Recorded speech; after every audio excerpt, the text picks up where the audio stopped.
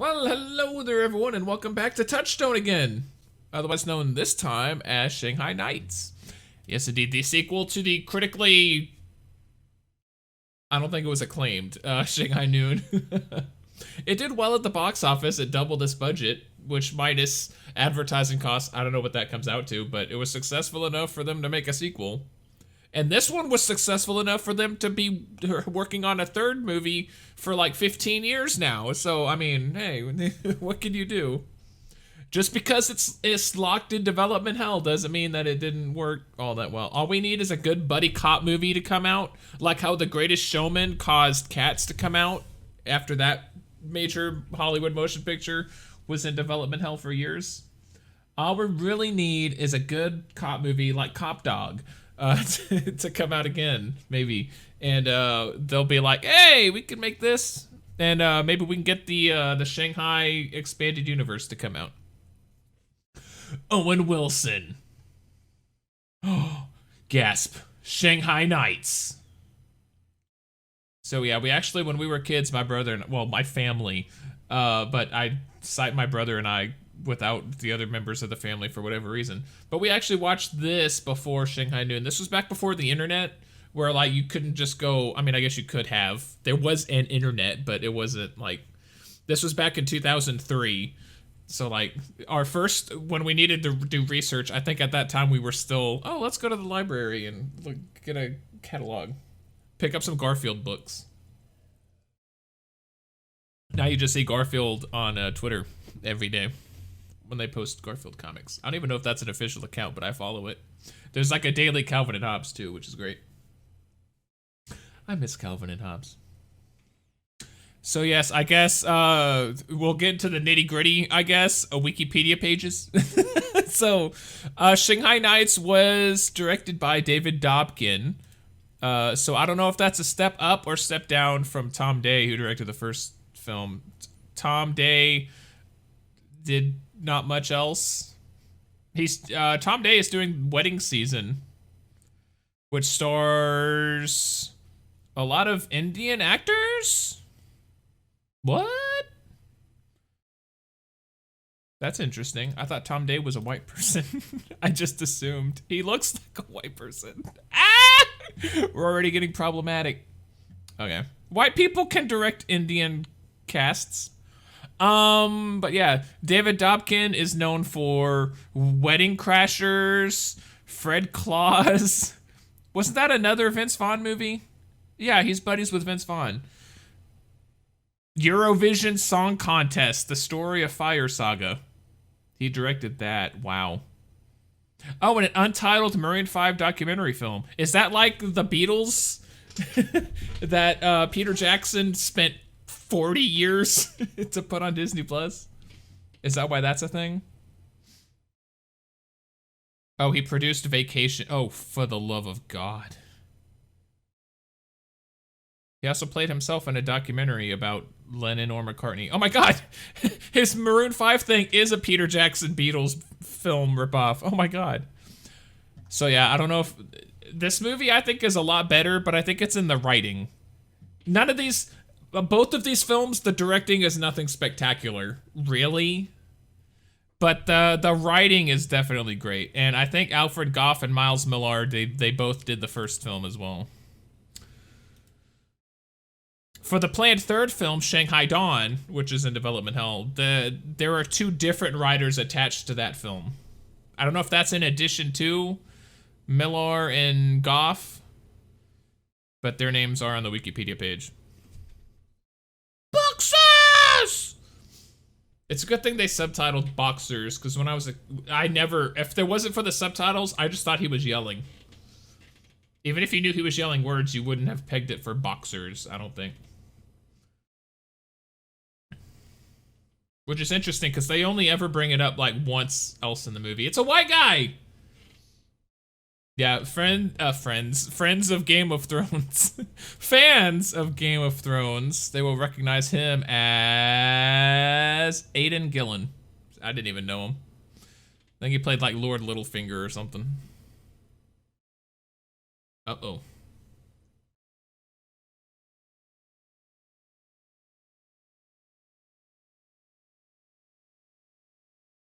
Surely he must have known that there were other people. Oh, well, his daughter is supposed to get rid of him, I guess.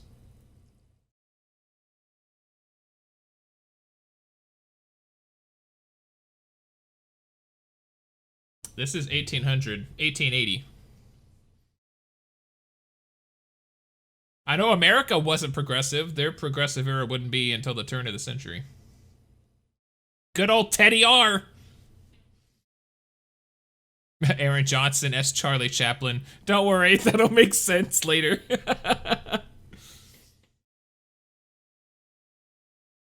Oliver Cotton is Jack the Ripper. Uh-oh.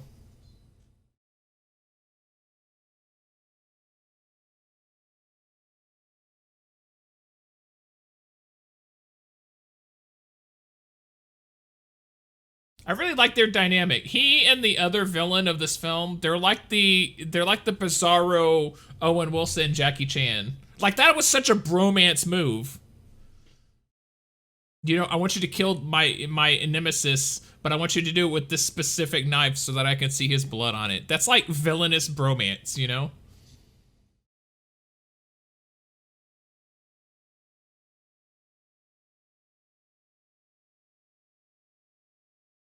How? Did he think, was he trying to kill her, or? I would like to think that he was just so full of himself, Lord Rathbone, that he was like, oh, that would definitely kill her. We can leave her alone. Ooh, look at that.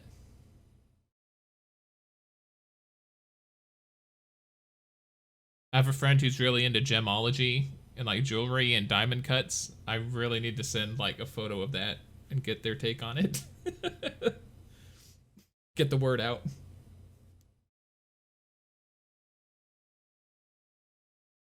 Oh, Fan Wong is actually Singaporean.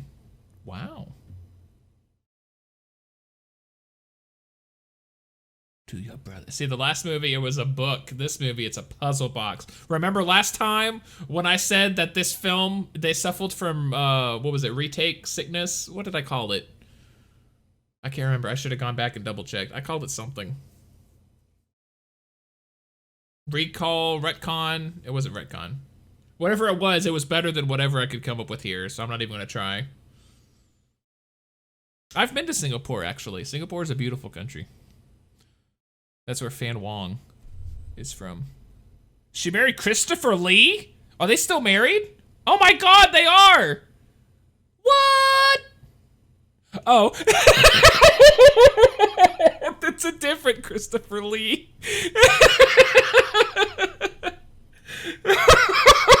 Oh god.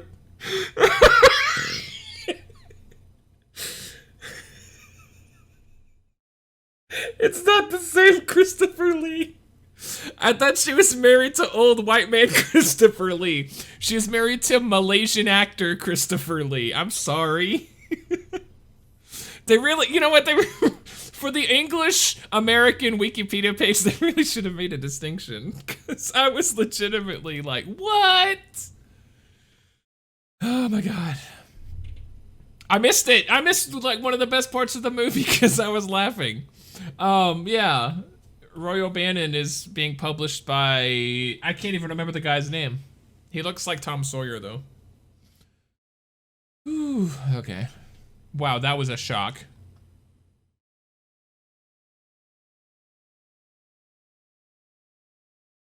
Oh, here's a bad cut coming up.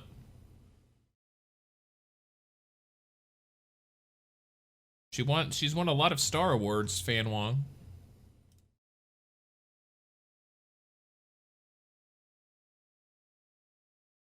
Oh, maybe I'm thinking of like the TV broadcast version.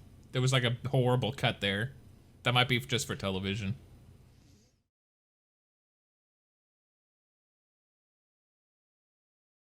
Okay, Fan Wong has been in a lot of stuff, but she's mostly in like Chinese cinema.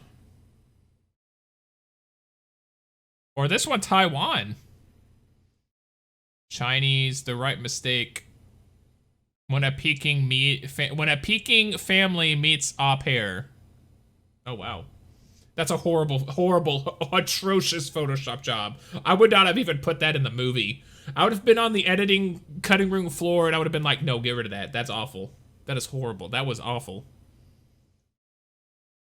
Ah, see, it's a callback. I really wish I remembered what I had referred to that, because that's another example of the sickness. The sickness. What did I say?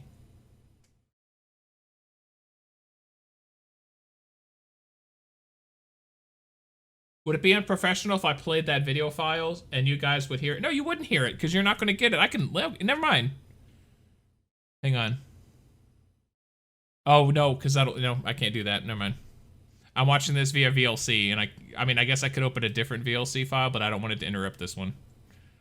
I'm not going to risk it for the biscuit. What was it? It was like Ray something. Recall.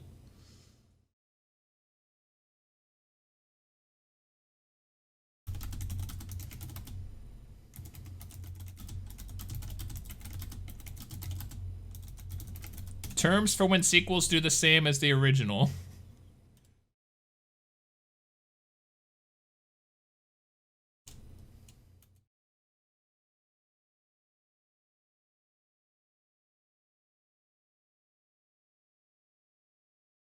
Sequelitis, that's not it. Don't you ever call those noble people savages. Here's another good line.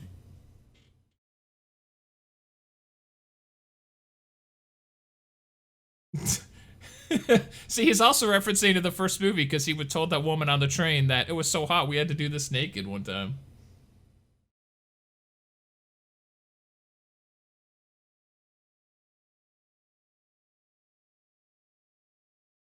Oh. Oh, the days before the internet when you could just say whatever. Yeah. Getting his French toast on. Yeah, try doing that in the time of COVID. Yo, here we go, bromance.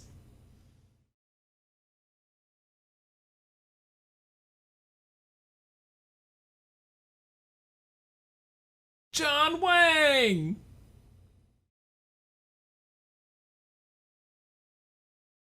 Remember the gold? I told you to remember it.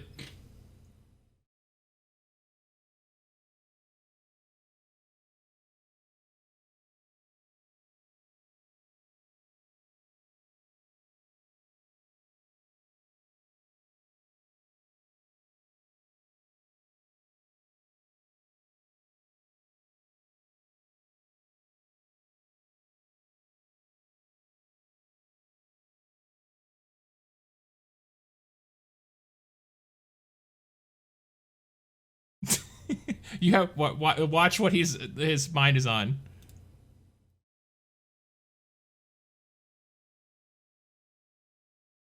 Be honest. You have a sister?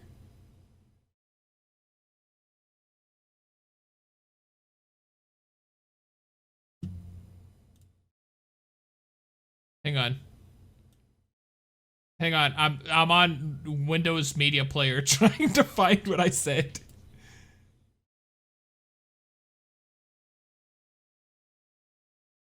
Hang on.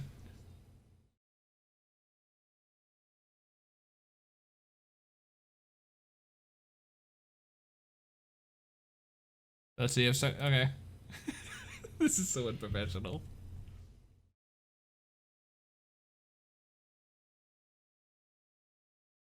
You lost the gold. Not all of it though. Here we go. This is funny. Zeppelin.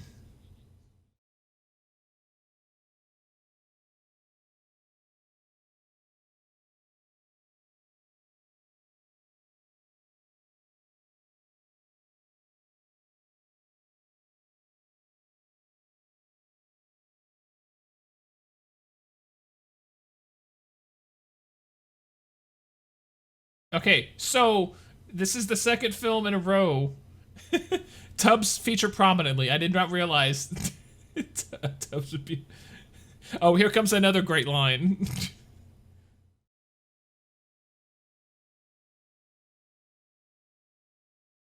See, John Wayne's a man of class as well.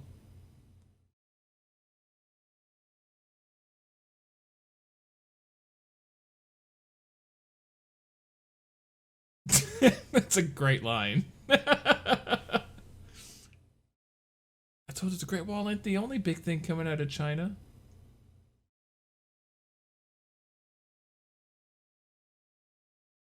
What?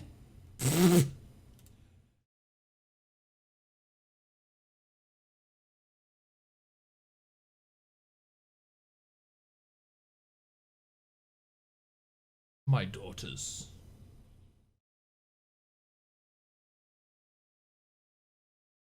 The mayor of New York City. Heading up. Yeah, he does.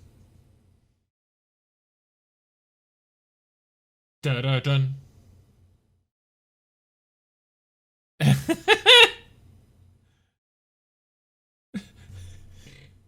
You decadent Philistine. To be fair, if I was involved in like a gigolo situation and I was going in there expecting sex and I got an excellent chiropractic treatment out of it, I probably wouldn't complain.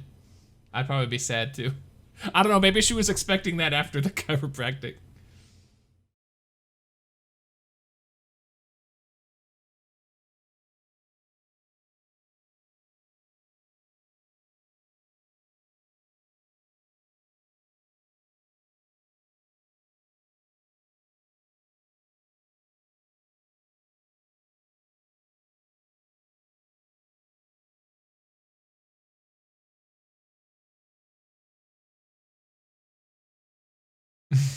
What's the plan?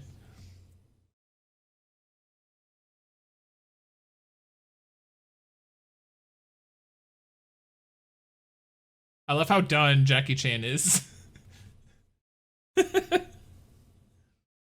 No. The plan.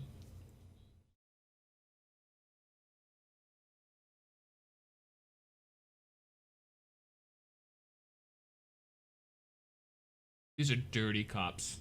Uh-oh.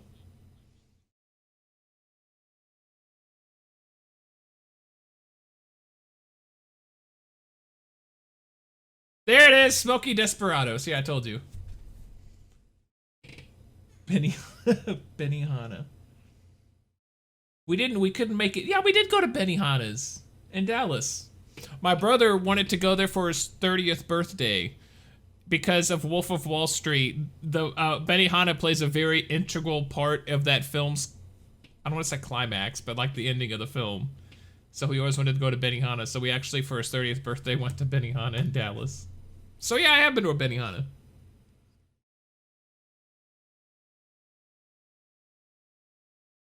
It didn't seem any better than any other hibachi place.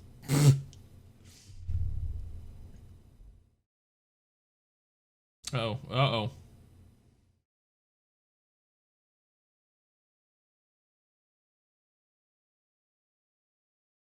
I like the old-timey music. They actually do that a lot now that I'm thinking about it. They'll do it again. I wonder if that was a directorial decision. Maybe. Or was David Dobkin, Oh, he also did that King Arthur film. From 2017? Has it already been that old? Yes, it has been. Oh, God.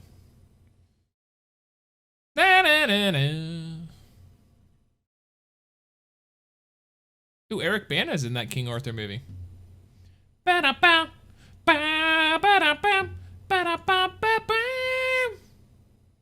Oh, he also directed, or he produced Jack the Giant Killer Slayer. Whatever Colin on Red Letter Media called it.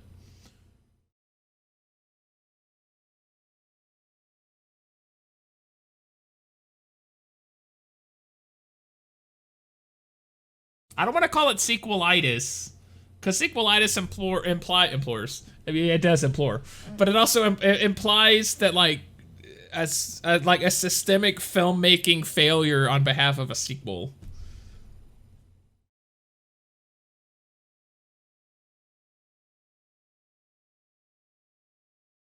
Here we're getting to a character moment where I'm not going to talk, so I can like so I can scrub through. Yeah, if you didn't catch that, I didn't catch that as a kid. Is that a matte painting? and like some bad CGI in the foreground, like the Statue of Liberty.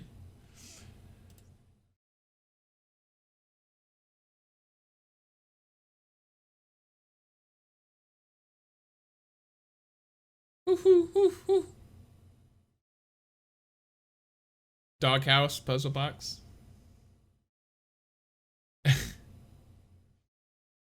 Was that a thing even in American culture in 1880? This is probably like 1890 by now. I didn't catch the date at the beginning.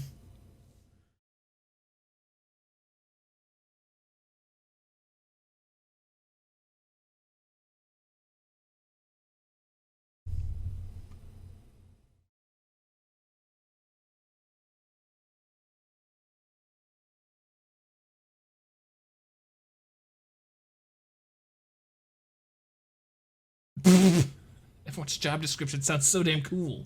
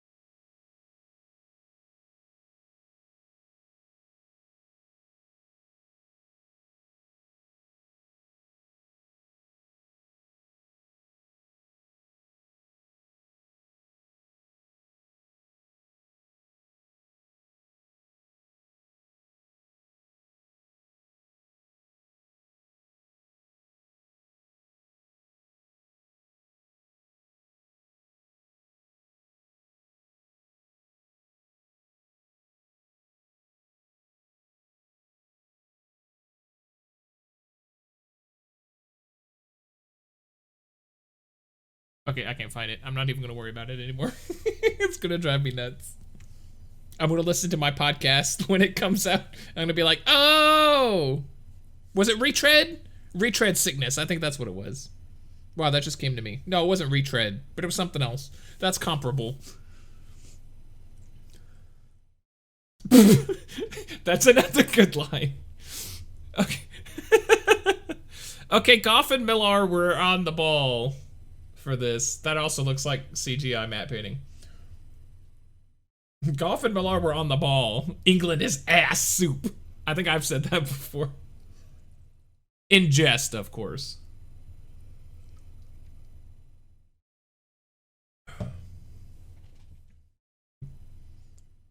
Okay, in the first film I was talking about how, like, British imperialism in China would be more of a bigger deal. Hey, we know that guy. Lord Littlefinger.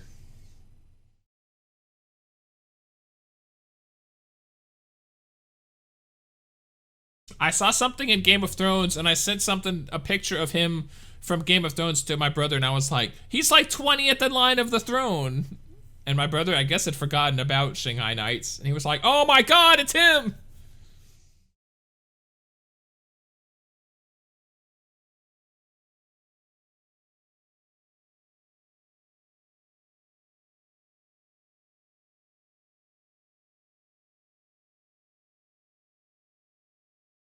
What is that thing?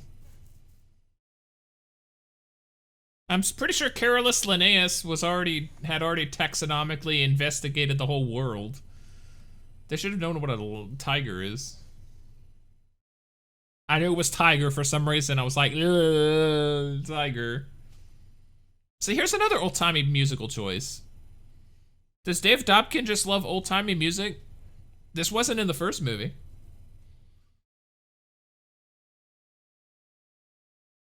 I really wish I knew, because I'm interested. I'm intrigued. Extra, extra. Oh, Minecraft the movie. The third sequel, or the third film in the Shanghai trilogy was supposed to be directed by Jared Hess, who did Napoleon Dynamite, Nacho Libre, and apparently he's slated to do the Minecraft movie. I didn't even know there was going to be. He also did Murder Among the Mormons, which was a pretty great documentary.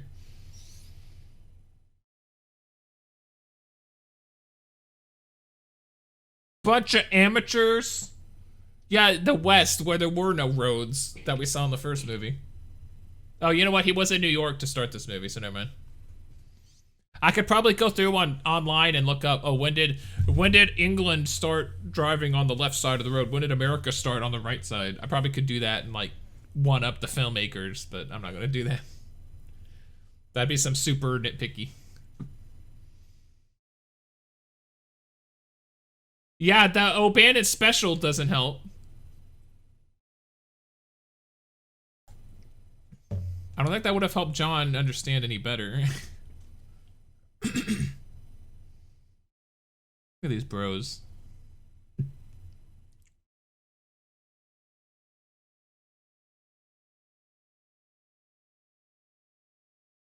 Look at that bowler hat. That's probably not a bowler hat. That's probably another hat that's extremely similar to a bowler hat, but it's not specifically a bowler hat. And some hat lover would be like, no! There's no bowler hat.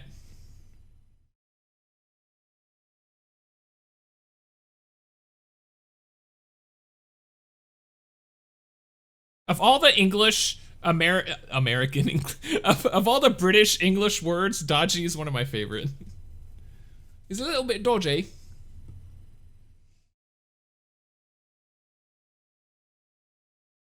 Bum, bum, bum, bum, bum, bum, bum, bum. Apparently, I know this is like an urban legend, but like apparently the Cockney accent actually came after like the original British accent, and like people in America in the Northeast, like in Boston, they have a similar accent to like original British accents than the Cockney. Like the Cockney came later. Apparently, that's like, I don't know how true that is. Cockney. Even then, I think Cockney is like an extremely like specialized geographic area. I don't think all British. I mean, I know for a fact not all British people talk like that.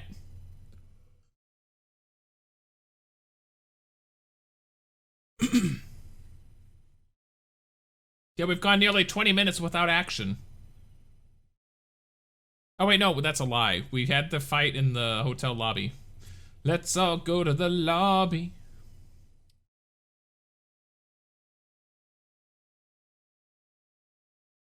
This is a pretty fun fight, by the way.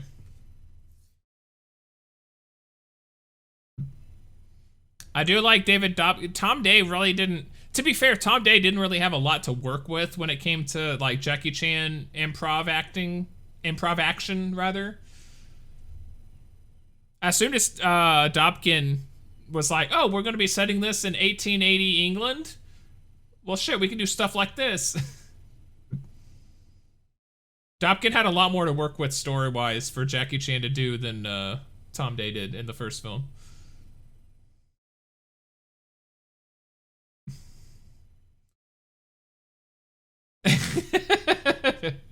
That's funny.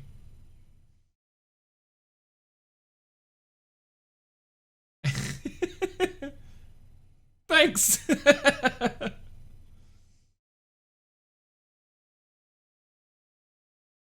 Like, look at this. This is cool.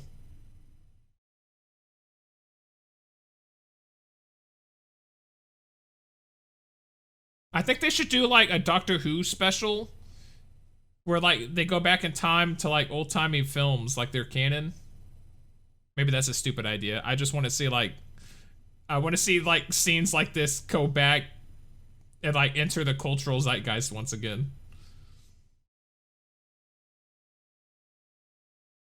Whee! That's a hilarious cut. Jackie Chan just crawling up there.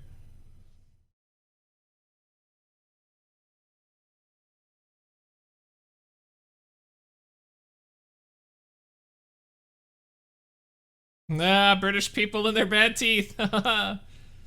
You've heard of butter faces? That's like butter teeth. Whee! I like how that guy started crawling over to the other side, knowing that Jackie Chan would go back up there. Interesting. Suspicious.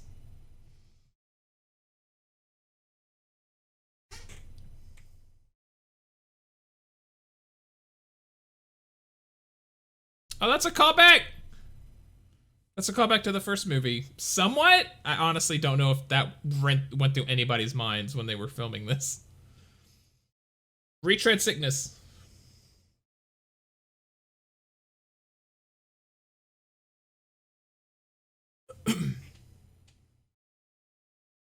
Oh, this is a cool stunt. It's not really a stunt. This is some cool choreography coming up right here. Oh, wait, no, it's not yet. Never mind.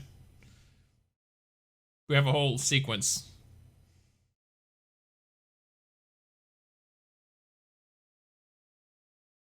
Okay, that was a cool stunt though.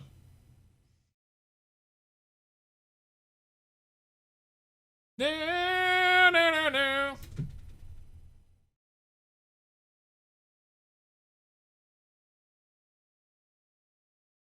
I don't know why. This is why I love auteur theory in films.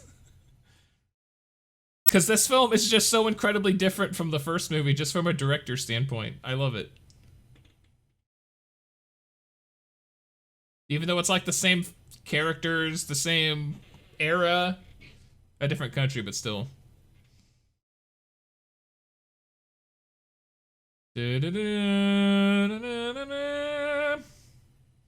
Okay, here's some cool choreography right here.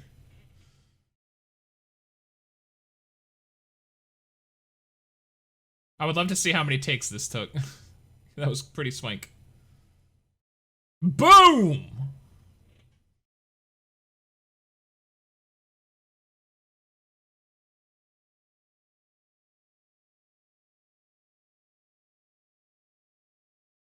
One thing that I do like about Rush Hour is that, in compared to this, as far as Jackie Chan action films go, buddy cop films, is that Chris Tucker can actually fight. Owen Wilson is kind of a doofus.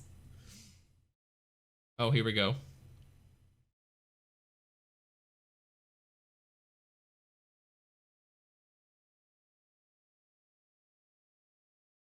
I love that hard cut. This isn't a yard! It's a jail! That's another line. Dude, I'm telling you, the writers were on the ball for this movie.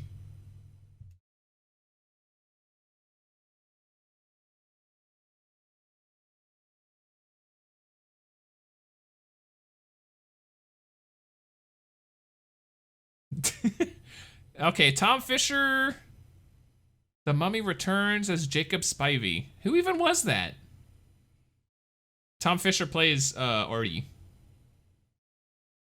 That guy. He's been in a lot of stuff. Wow.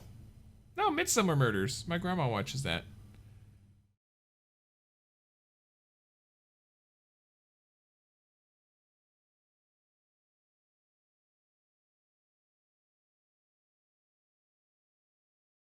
That's bullshit, but okay.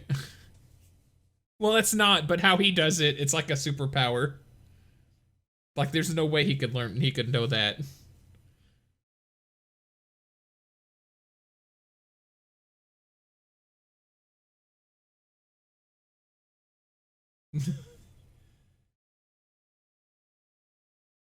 He has a penchant for loose women.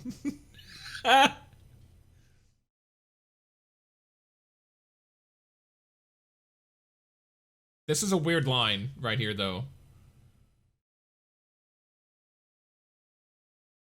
That's a weird way of putting it in like the third person and then the first person, all so that they could get to where Artie... You know what? I guess that's better than him just outright telling him, hey, I'm Roy O'Bannon, you gotta free me, you know me, in America. That made me sound like Keith Bandit in Yu-Gi-Oh! Abridged. In America! I guess I prefer them to, like, make it make sense that Artie would find out that he's Roy O'Bannon.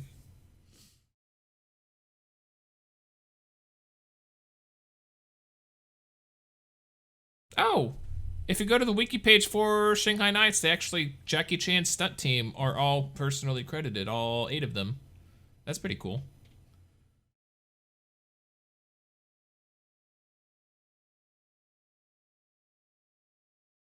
Oh, David Dobkin, the director, was personally chosen by Jackie Chan. I probably should have looked. I just assumed that the page would be empty, because the Shanghai Noon one was.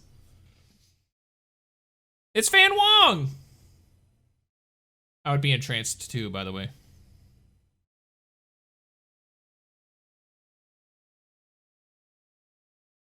The scenes in London were largely filmed in Prague, Czech Republic. Well, you could have fooled me. Wow.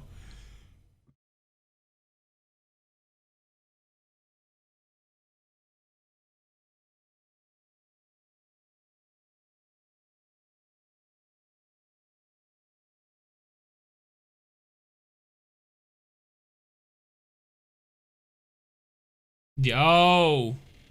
Smooth talker.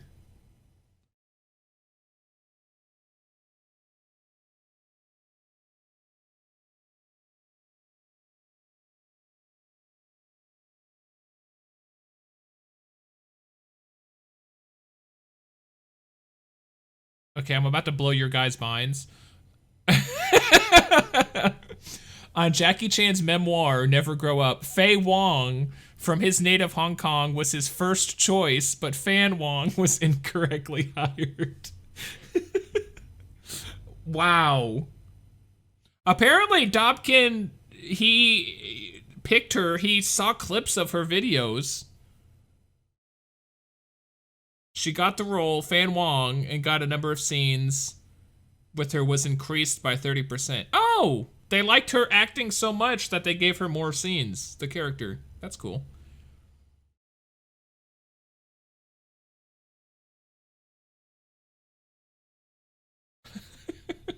Jackie Chan wanted Faye Wong and they got Fan Wong.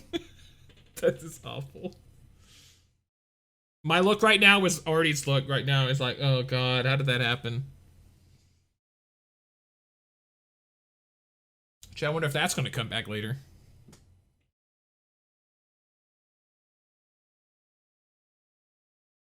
Roger Ebert gave this film 3 out of 4 stars. I liked Roger Ebert.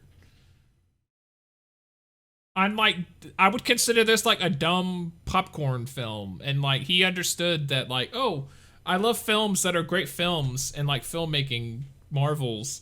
But he seemed like he also enjoyed like popcorn movies like this.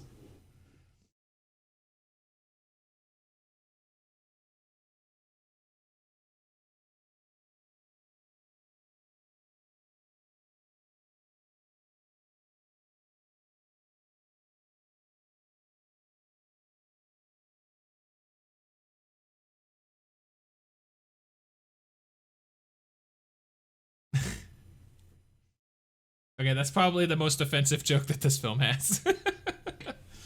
And even then, it's not played. I mean, it is played for laughs, but not by the characters. At least. Yeah, that would terrify me too, man.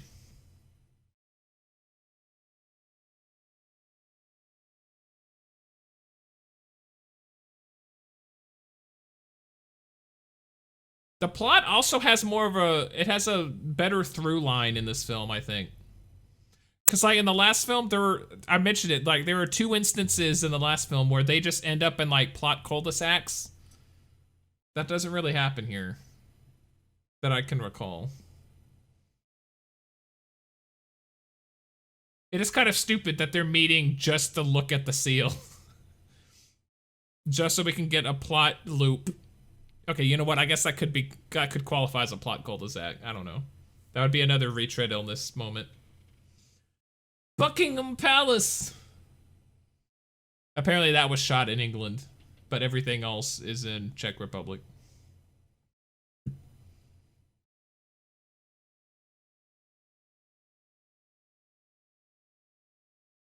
I don't know how accurate this is. I know in Austin Powers, The Spy Who Shagged Me, they used his biggest damn beaver hat to play football with, and he had to chase him down after that. I know you can't touch them.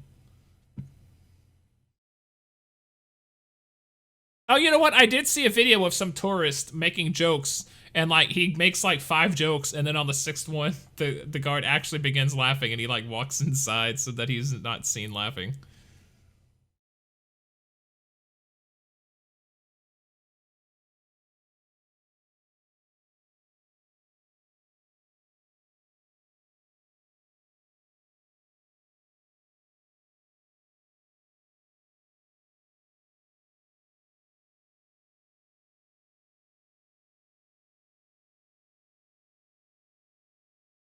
Damn.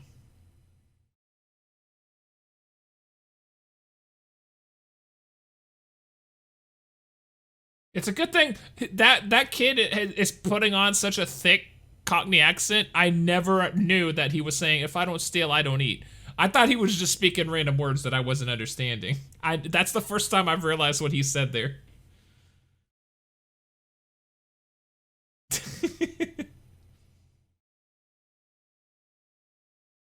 See, like, I don't think in the first film, I don't think their depiction and like the comedic look at Native American culture, I don't think it was any more like comedic and or inappropriate than their view on any other culture.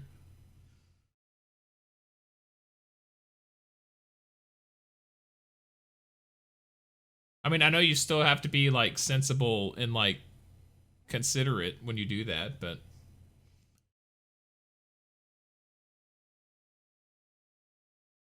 Vera, Chuck, and Dave.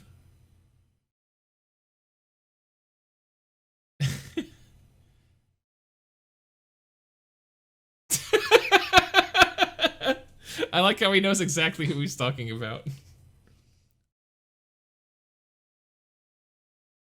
We're wasting time. You're the one in your robe there, John. We're wasting time. Here, let me get comfortable.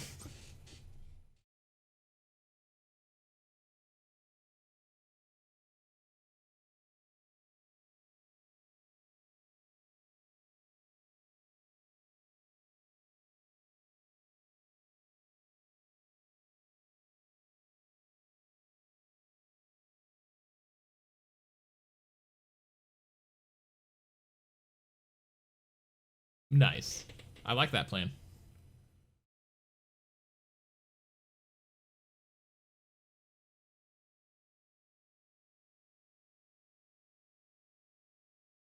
Wow, what are the odds?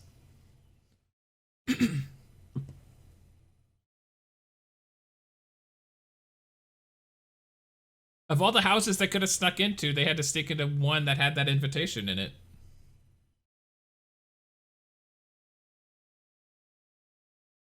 Ah, yes. Sherlock Holmes.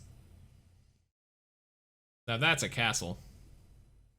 My family actually, well, my family, if you go back to like the 1200s, my family had like a castle, but now it's just in ruins. And now they have another family in Scotland that like allows them a seat in in their castle.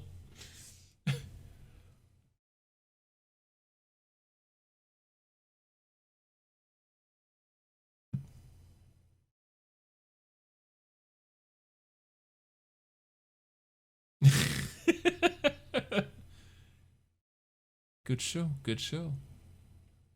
Cheerio, cheerio. Come on, you guys. I know you guys are head bobbing.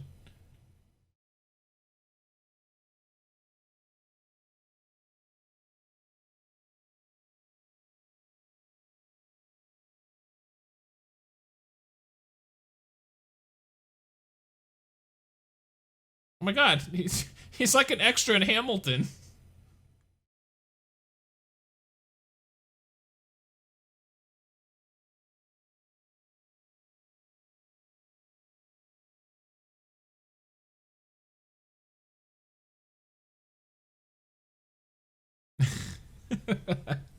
Look at him!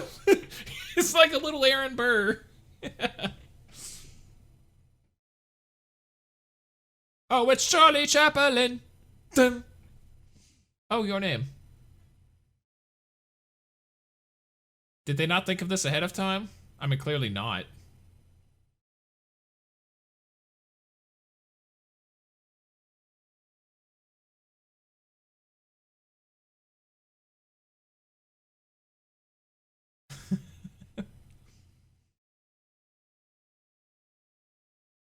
He just knows, he off the top of his head knows Nevada.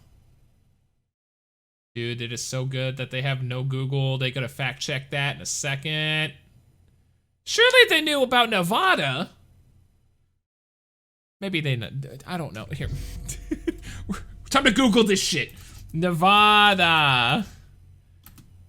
History. When did Nevada become a state? 18, okay, it had been a state for 20 years. It was a territory. Okay, here. This is gonna be a stretch. Would England have known about Nevada in the 1800s? This is a stretch.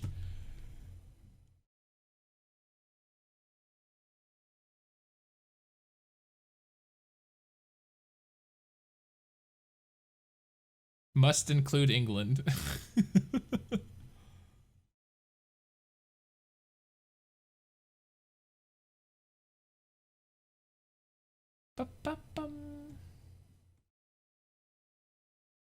Here's an actual paper dated 2002, but that's like about Nevada. Spotted dick.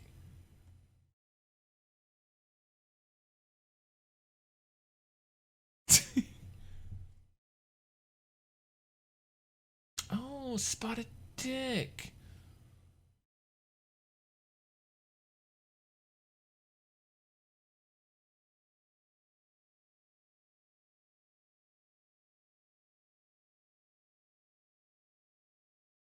I've always wanted to try haggis. I don't care that it's made out of sheep bladder.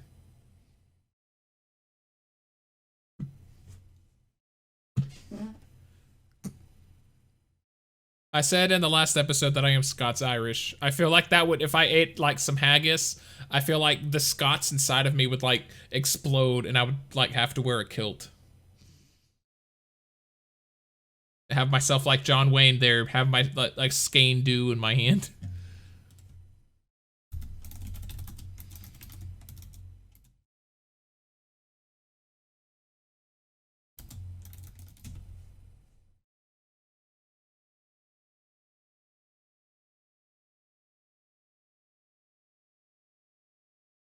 Oh, it's skein doob.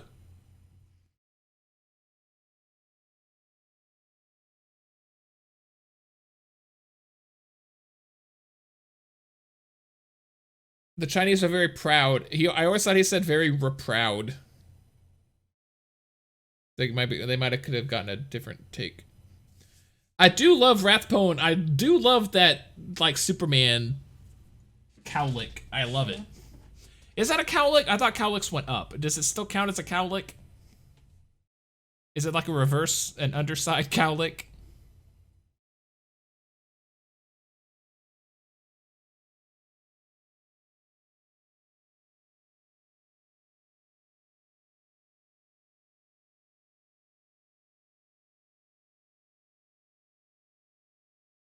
I'm trying to think. This really is only a plot cul-de-sac. I mean, I guess not really. At the end of it, we find out that the kid, all that happens while they're here is that the kid ends up with the seal. So I guess that's important enough.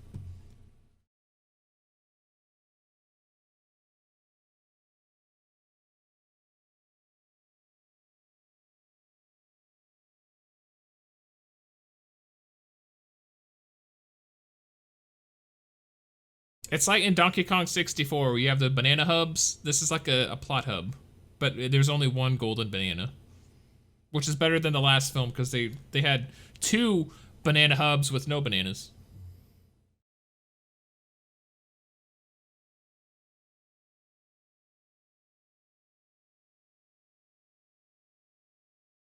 That's his sister. She has no point not telling them she's in there. Why is she doing this just to freak him out?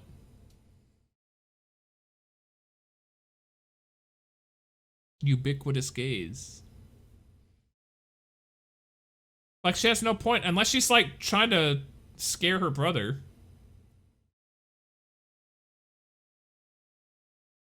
Ooh. How did Rathbone not spend any time in India if he's running around with the Kama Sutra? Wouldn't that be the only place you hang out at?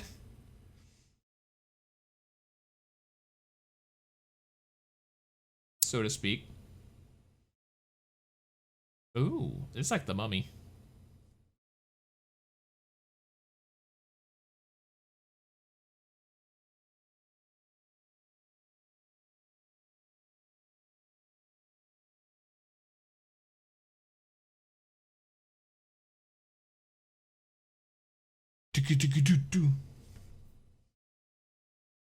Okay, this is another fun scene. I have a feeling, you know what? It makes sense that Jackie Chan personally requested David Dobkin as director because he seems to have a lot more understanding of what Jackie Chan works well with than the first director, Tom Day.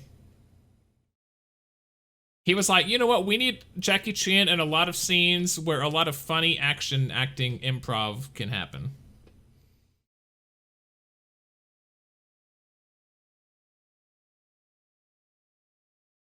This is a very funny shot. John.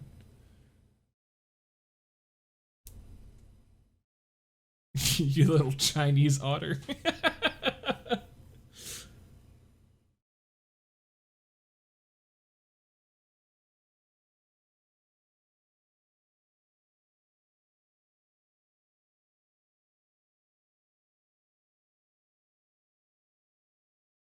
Like, did she know that they were coming in here for him? And she was like, oh, I'll just bide my time. There will be a time when I need to save Royal Bannon and fight his battles for him.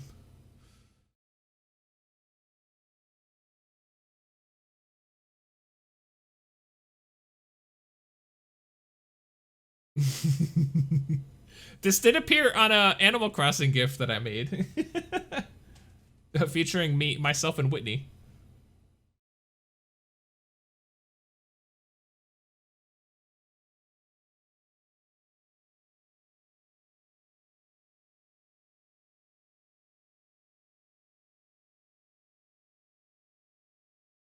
It's a good thing they showed that shot in editing, otherwise what comes up next will not make sense. I've never thought of that before. But then again, I've never been, like, when I watched this previously, I was never like, oh, I wonder who directed this. It so makes sense that Jackie Chan would have done the previous movie, Shanghai Noon, and been unsatisfied because it didn't fit his skill set, really. And he was like, oh, this guy, he knows what's up. Let's get him instead. Yeah, that's fun.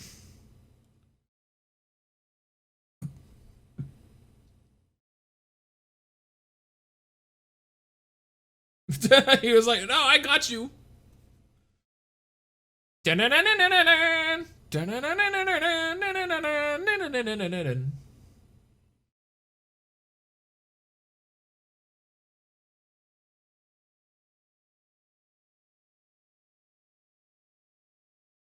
Oh my god, a sarcophagus. Is that a replica, or did he get that from Egypt?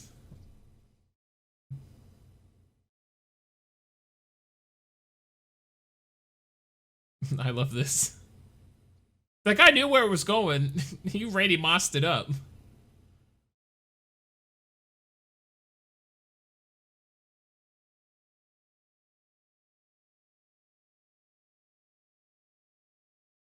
Okay, who's Jackie Chan's stunt team? Library thug with sword. Brad Allen and Paul Andreevsky. Paul Andreevsky and Brad Allen. They killed it in that scene.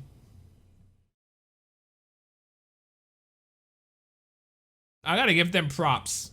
Well, whoever the guy was who he kept putting pots on, that guy kicked ass.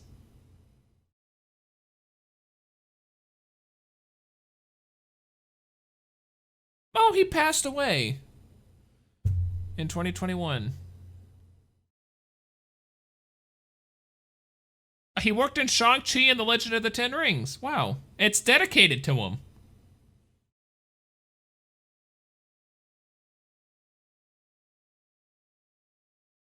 I had no clue. That's awesome. Oh my god, he was also in Rush Hour 2. Wow.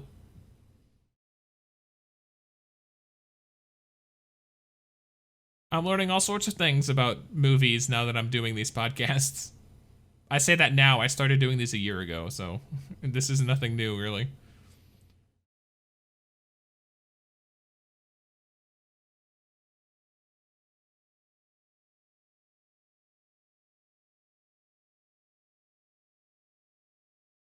It is still silly that the only reason these two are here are just to look at the seal.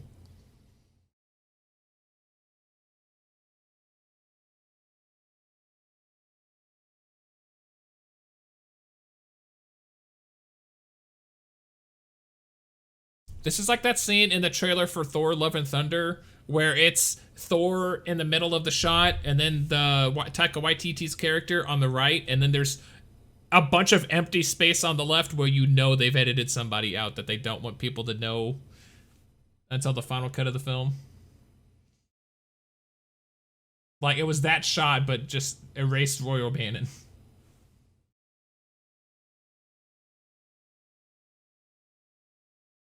He didn't steal the gold in the last film. He wouldn't steal that.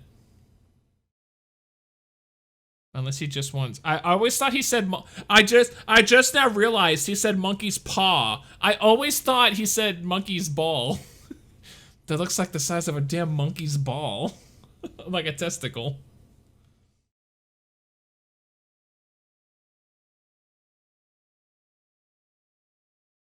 I like how he was so intent on the seal, he shot at them before he even aimed at the woman who was attacking him. That's some dedicated wingman, villain wingman shit. Get back here, Kid Hamilton. Oh wow, that was a 1 in a million shot.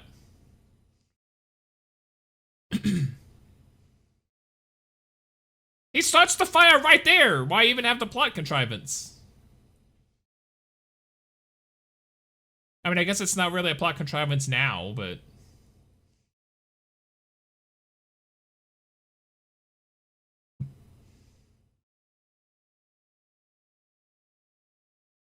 I do like the soundtrack in this movie. Like, I recognize the vocal tracks in the first film, but in this film, like, the score is actually pretty decent. It is recognizable, at least for me, but like, this was an important film of my childhood that I've seen like 20 times.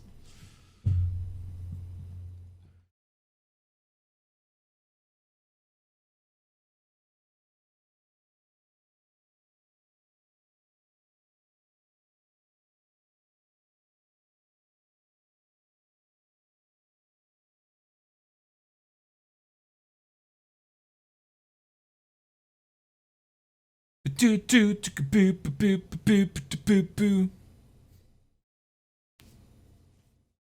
that was a green screen.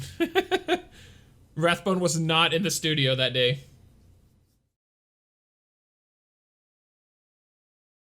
They just left Lynn.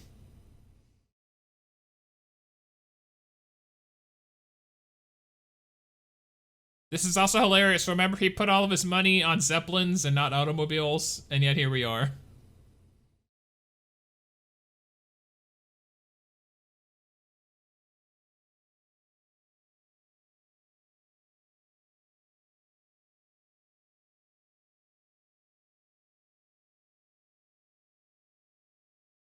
Famous last words.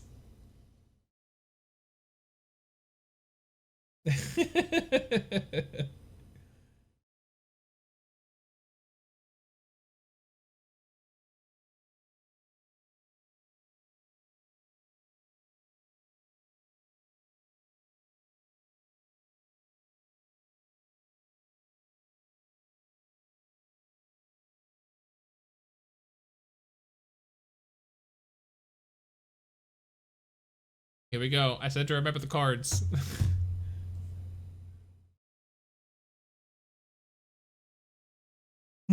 I love... Okay, here. I'm gonna stop calling him Rathbone. Aidan Gillen. I love just his, like... He is, like, seething with anger right now, and it is everything he can do not to just, like, slap him across the face. He's a great actor. Oh, remember, retread sickness. Here we go. I haven't mentioned it in the first film. I was like, his most pervy stuff happens in dreams, so... I love how some of the actresses in this scene, they absolutely, like, this is the last place they want to be.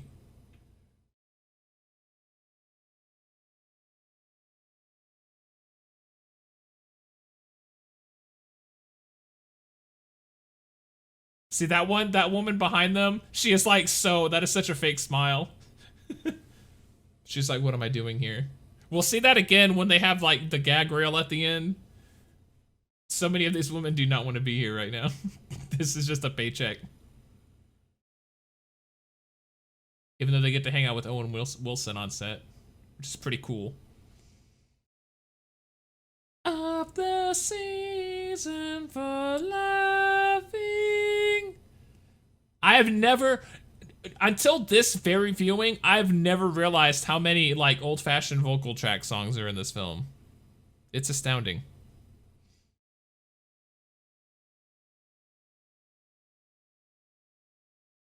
Aliens.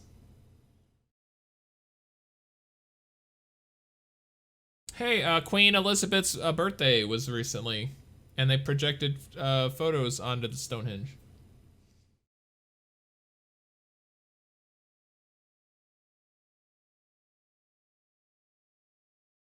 Aww.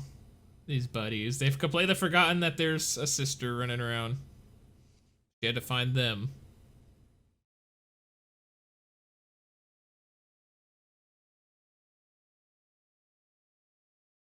I also love how in this film they like blur. There's a lot more anachronism in this movie, and which isn't to say that the first film wasn't devoid of it, but it seems like the team were a lot more interested in like somewhat historical accuracy in the first film. In this film, there's like, oh, we're just like, yeah, thumbs up.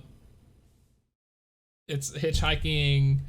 There's a lot more in this film, and even Owen Wilson. I was looking at something he said about the third film. He said that they could pretty much he said, quote, I feel like we have the freedom to take them anywhere we in time we want. So I guess the third film could be anything. He said something about pyramids, Africa or the pyramids, but Jackie Chan wanted it set in China so that they could showcase China like the first film showcased the Old West, and I guess this film showcases England.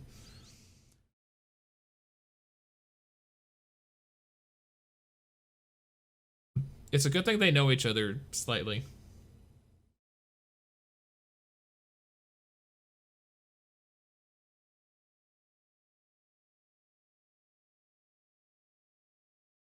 I'm surprised they didn't say car sick.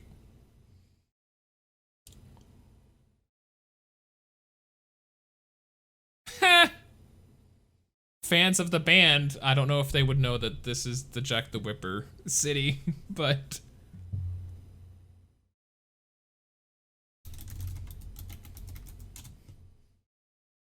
yeah, Whitechapel's the first thing that comes up if you Wikipedia it. Whitechapel is a district in East London.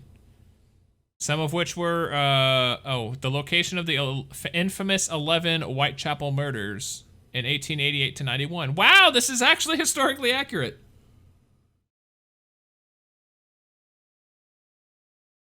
In the latter half of the 20th century, Whitechapel became a significant settlement for the British Bangladeshi community. Wow.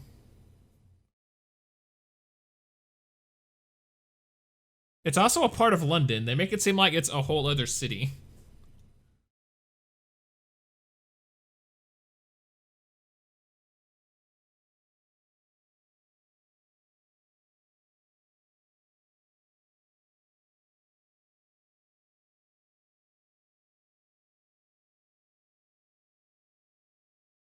Okay, here we go. Retread sickness. Remember, I've told you.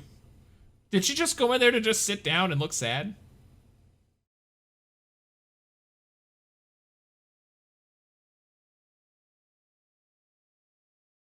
Here, we had this scene in the first film. They pretty much do it, but they just reverse the roles.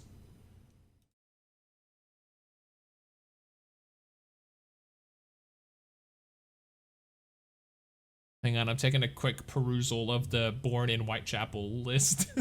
I don't recognize anybody.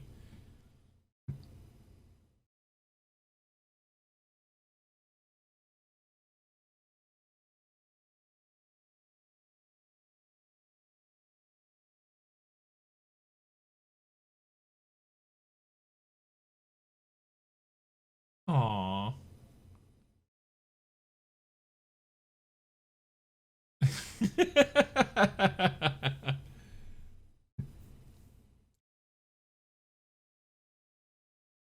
You're gonna lose control. Residents in or otherwise associated with Whitechapel. Jack the Ripper, serial killer. They were just sitting in there for a long time before he started talking. You've known him for a day. Come on.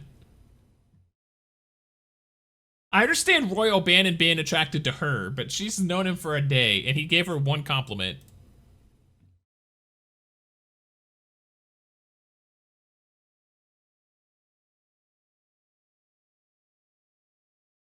Oh, she can see inside him. Never mind.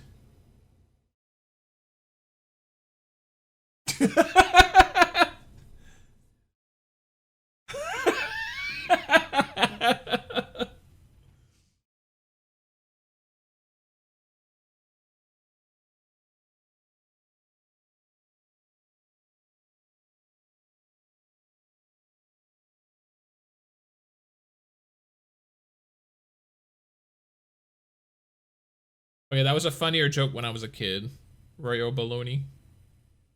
Now I've seen, it's like the Emperor's New Clothes. I've undressed that joke, and I've seen how not funny it is. Oh, poor Roy. Here we go again. Here's another song. At least when John Wayne said it in this film, it's worse than the last film. Because they've already had the situation together. So it would be easy if it was like the same level of meanness, that it would be like, oh, well, remember this? It was just fake like that was. But it was like far and away, so like Roy can't look back at the previous time it happened to them and was like, oh, well, it's nothing. It's a lot more personal too, I would think.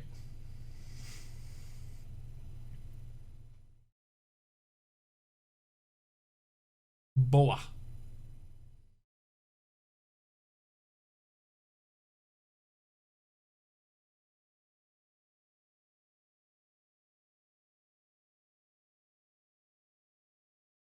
Oh, he learned that from the Crow guy in the first film.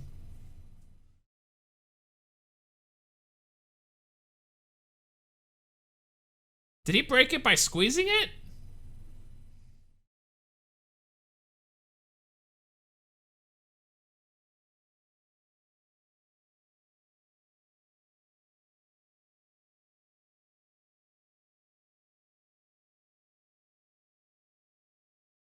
Okay, this only exists to get them into a pillow fight and for Lynn to run off.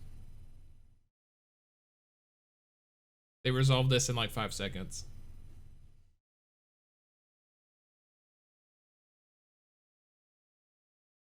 I wouldn't say there's like plot cul-de-sacs, but they certainly are like, they're like easy plot points that are just there to like advance stuff.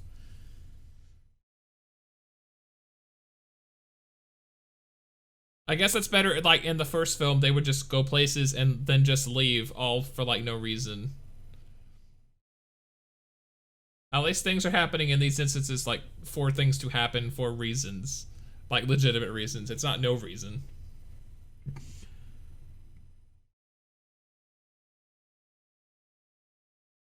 Here's another song. I never realized it. Oh my god, this film is, like, overflowing with old songs. Oldies. I don't know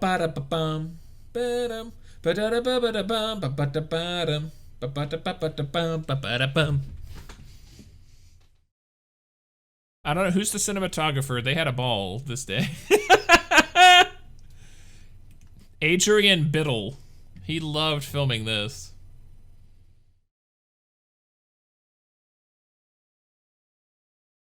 Oh wow. He worked in this capacity as an apprentice on Her Majesty's Secret Service, the Bond movie. Yay! I wonder who that is. Is that Adrian Biddle? Oh, his brother was also a cinematographer. Oh, he was in The Duelists. I have that to watch. He was a clapper loader in that. And then he went to a focus puller on Alien.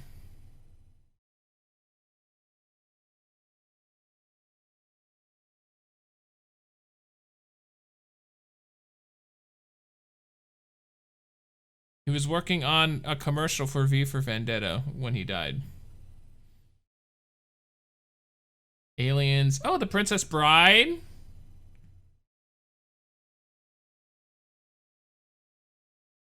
Judge Dredd. The World Is Not Enough. The world is not enough. The Mummy Returns. That's two people who are alumni of The Mummy Returns in these movies.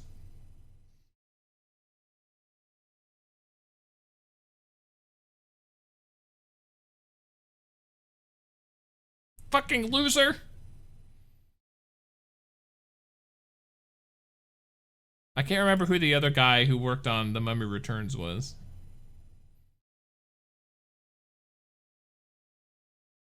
Oh, they also have a different editor for this movie, by the way. Boxes.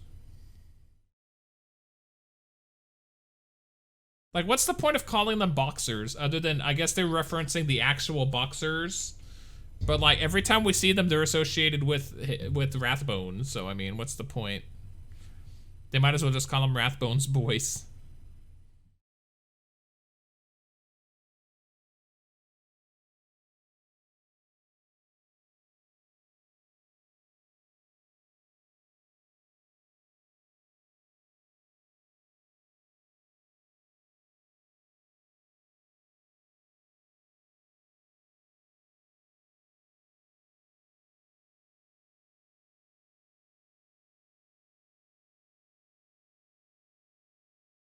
I'm not noticing anything specific about Randy Edelman, the composer of these two films.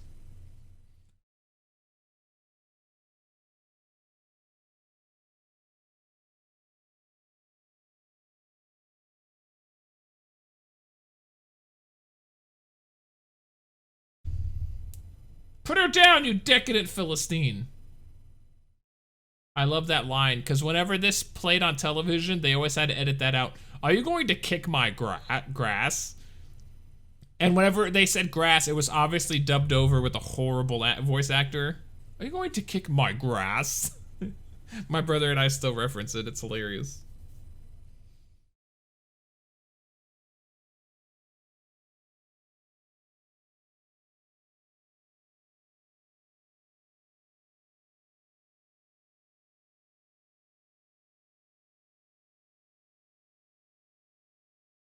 You people? That's actually, I would call that a callback and not retread sickness. Retread sickness is more like a thought or an idea. Like, that was more of a callback reference. Like, plot points are retreaded. Storm.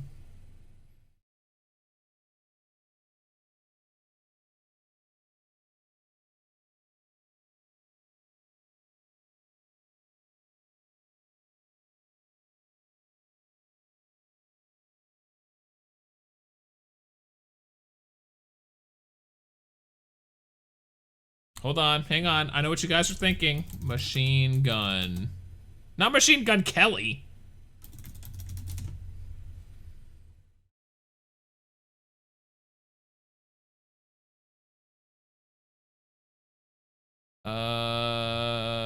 Design. History.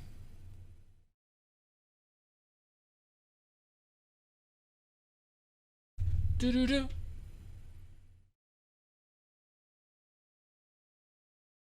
Okay, so they had existed for many years prior to this in some iteration or another. The Gatling gun, which this looks more like a Gatling gun, was invented in 1861.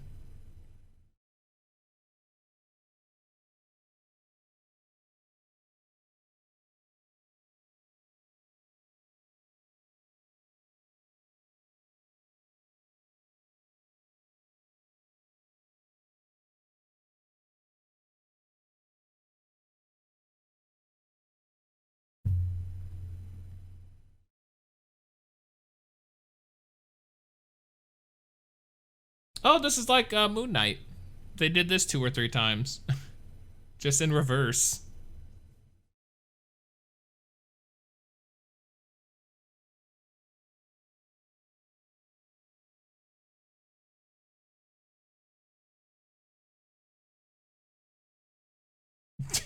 I like that flashback.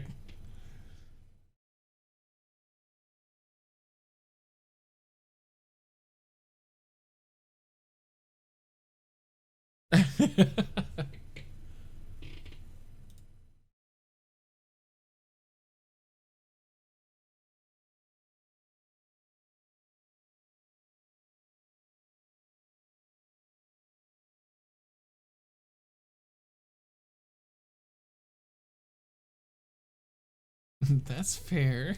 The way you said it.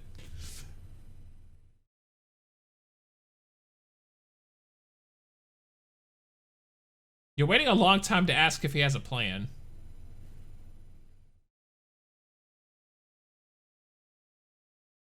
Why did he wait so long to do this? Oh, I guess he was maybe waiting for the boxers to walk away.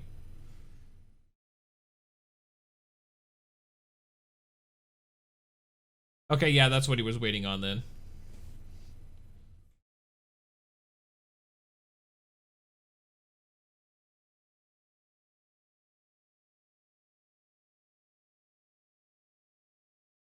Wait, they've got a second one of those?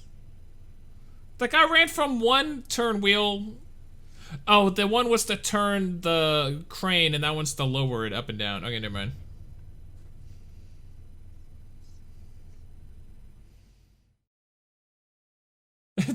It's dirty! No!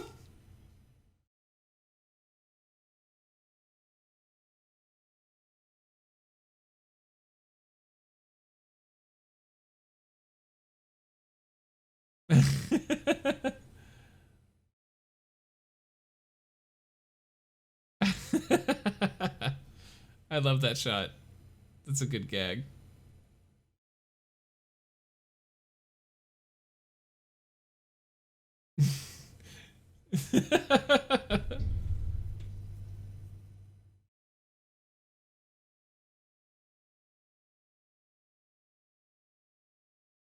I mean, I guess is a Gatling gun a type of machine gun?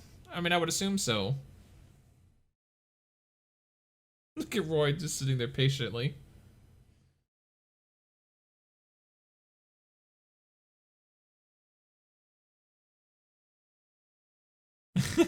Patience, Roy. Yeah, on TV they added that to swimming up my leg.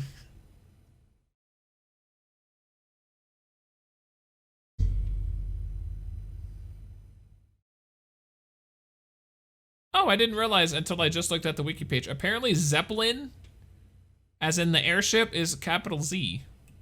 Because it's named after its inventor. I didn't realize that.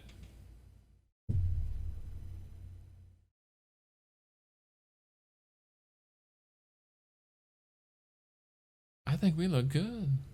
Look at Sherlock Holmes and Watson.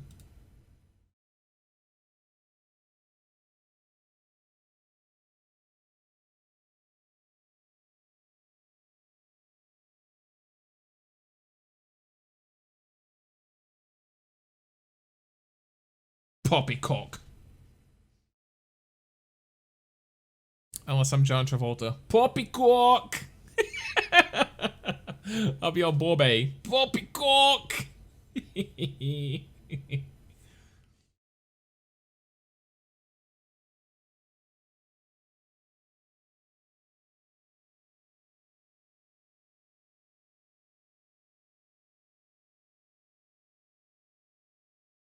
Okay, I said his technique was bullcrap, but it actually is legit here.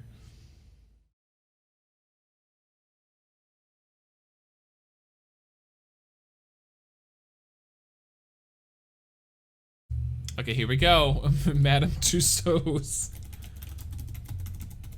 Madame Tussauds, England? London.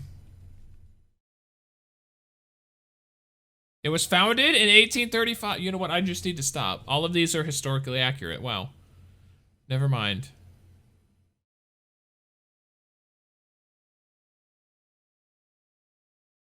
Oh God, there's the... Who was that? Who's the red? Ed Sheeran. There's the Ed Sheeran thing that looks so freaky.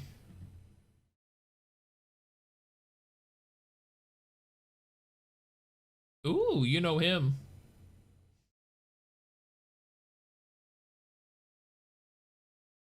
The hell? That's like a crystal, man.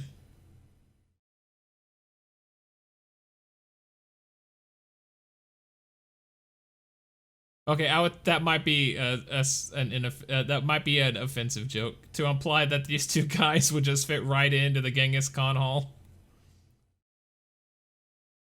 Apparently they knew it too, because they stood there long enough. Imagine waking up to that.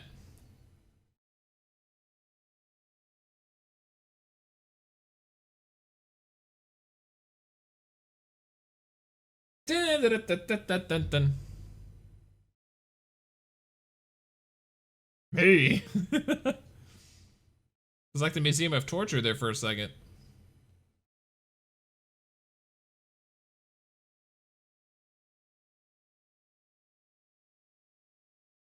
Oh, there's Egypt. There's a lot of Moon Knight in this movie.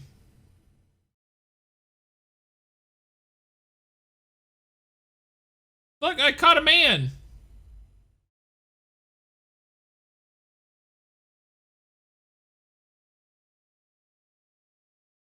I don't know if that would have worked. But I guess it's funny for a comedy movie. Hey, there's Queen Victoria. Most notable for her role in Civilization 6.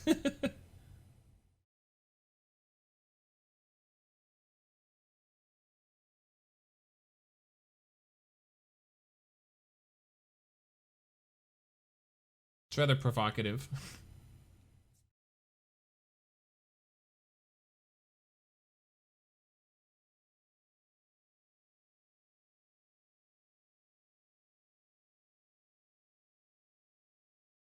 Dun.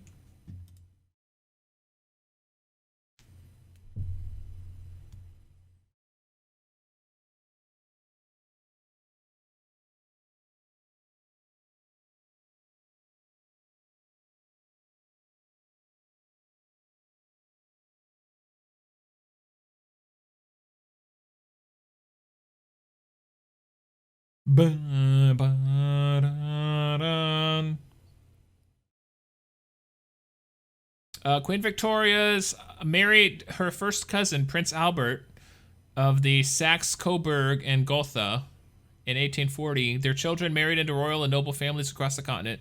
And she's now known as the grandmother of Europe and known for spreading hemophilia in European royalty. How about that? Don't try to make us the belle of the ball. Okay, so that's two homophobic references in both movies. In as many movies. For 2000 and 2003, I would say that's not terrible.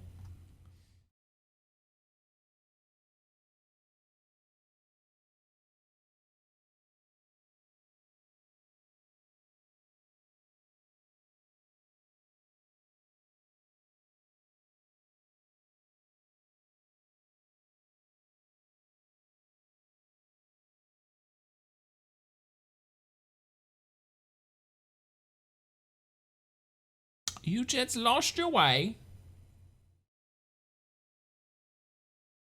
I love how we're supposed to like be shocked that, oh my god, it's Charlie Chaplin, even though that means nothing in the movie.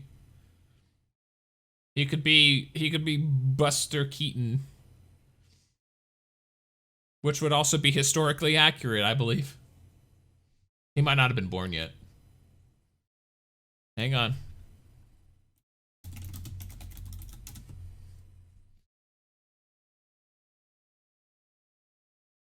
Oh my god, it's a big deal! Buster Keaton was born in 1895, so no, that would not be accurate. He certainly would not have been doing movies in 1890.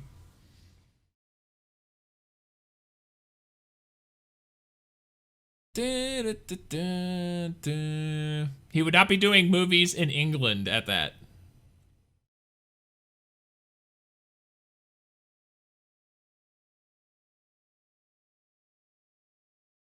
Buster Keaton was a great actor.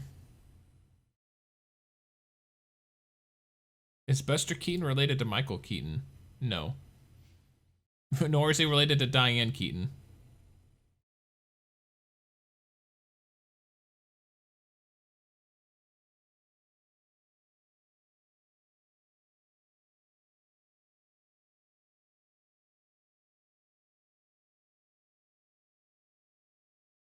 I would like to think they planned this from the start, but I'm sure that they just added her to the plan and they were like, oh, well, okay, we could use this to our this will work to our advantage. As the Emperor in Star Wars would say.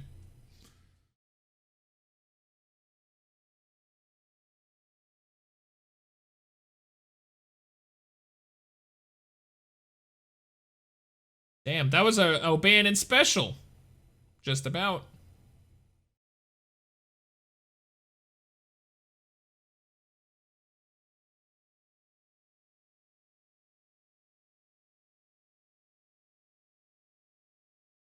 Is there not going to be a scene of him talking to the villain and being like, oh, we used to be royal guards together?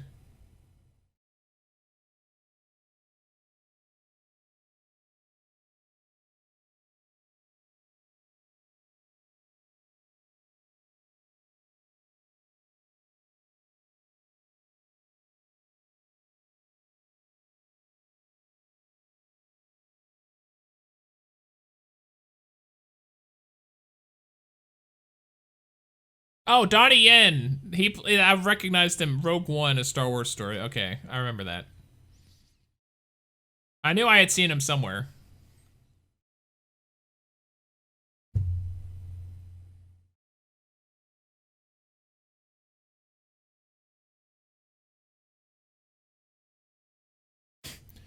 Let's see. He has a separate page for his filmography, so he's been in a lot of stuff.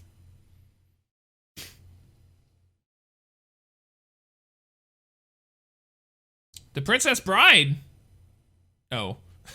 The Japanese film, The Princess Bride. Oh, The Princess Blade. Oh, my bad.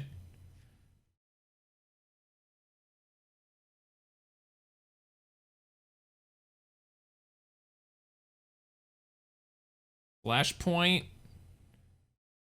That's the Hong Kong Flashpoint.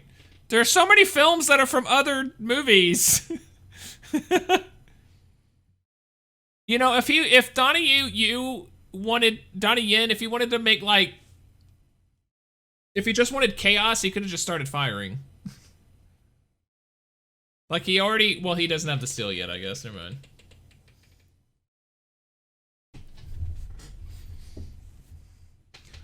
Is the implication supposed to be that he brought fireworks from China, and that's why they're all impressed?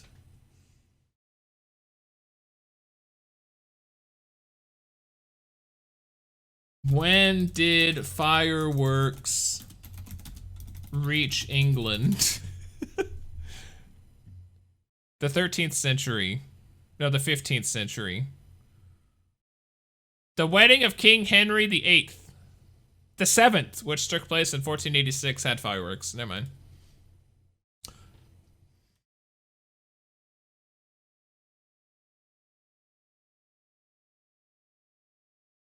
Oh, Donnie Yen is going to be in John Wick Chapter 4. Nice. And also in the Sleeping Dogs movie, whenever that comes out. Get down! Get down again!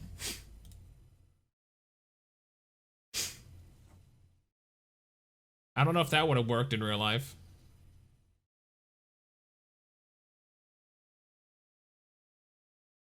Whoa!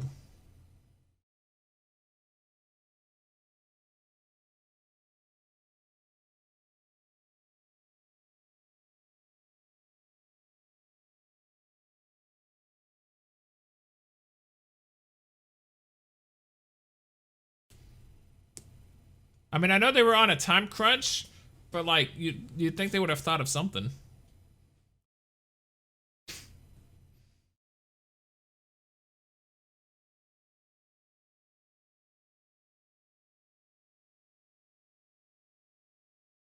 I mean, did they really? What were they tasked to do? Save the queen? Well, the queen's already saved by him being on the barge and stopping him. So why did they even need to get into the palace?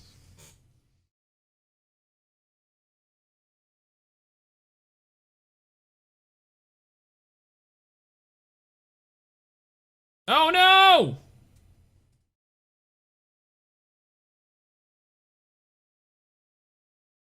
I mean, I know why they have to get into the castle, because they have to have their scene with the other villain. Hey, it's the same guy.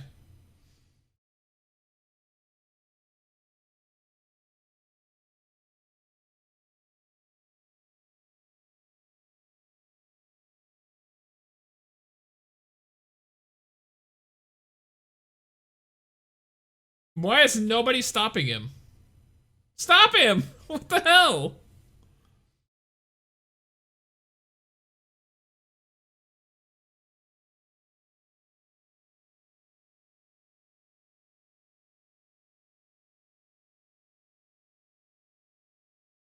Oh.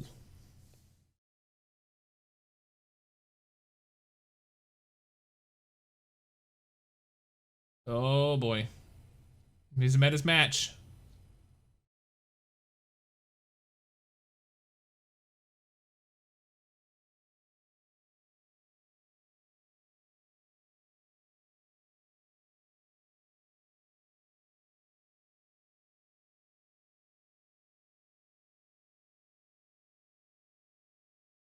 Well, that's one way to die.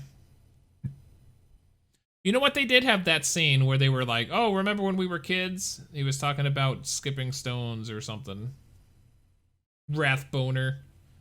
Okay, that was, as far as jokes go in these two films, that was probably the laziest, if we're gonna be honest. Goff and Millar, they upped their game, and then they lost a lot of points there. That was a bad joke.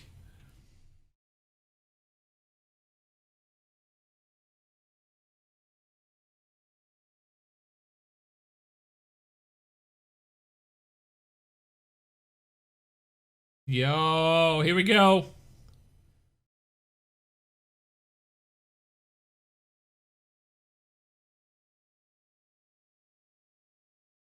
For Old Man Wang.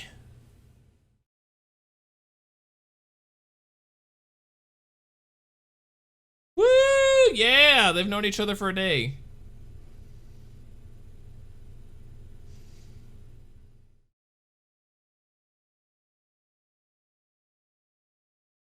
Maybe she just wanted to kiss Roy O'Bannon. Owen Wilson. Who among us, man or woman, or non-binary, has not wanted to make out with Owen Wilson? Let's be real. He was in that movie, like, Just Married with, Waiting for Tonight lady. What's her name? I can't think of it. But he's still looking like a fox.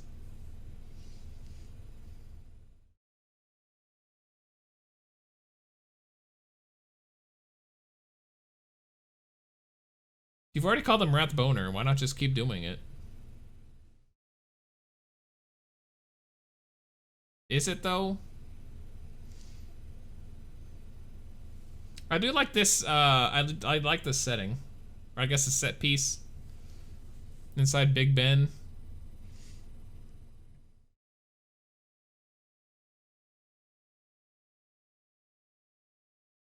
I mentioned earlier how, like, in this film, they take the anachronism to, like, much higher heights. Pardon the alliteration. Or double meaning. But I also love how they, like, take full advantage of the setting. Like, oh yeah, they're in England. Let's put them in Big Ben. Let's put them in Whitechapel. Let's put them in Buckingham Palace. Okay, never mind. There's a lot more homophobic jokes. Never mind.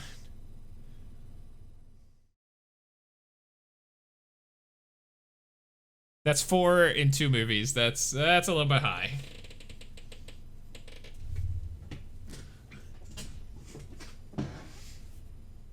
Oops.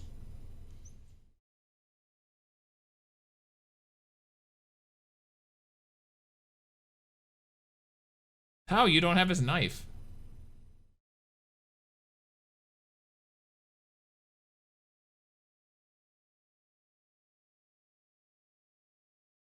Okay, I do love that they did set up Lord Rathbone as like the most amazing sword fighter in England. That being said, I don't know why he's toying with him.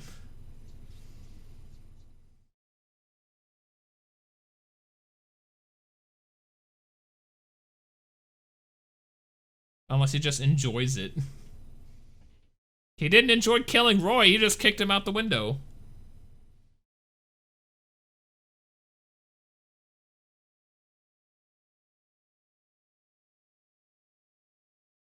Wow.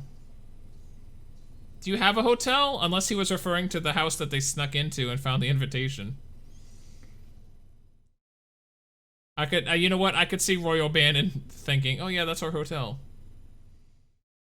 Okay, yeah, he's just getting a sick thrill out of this, never mind.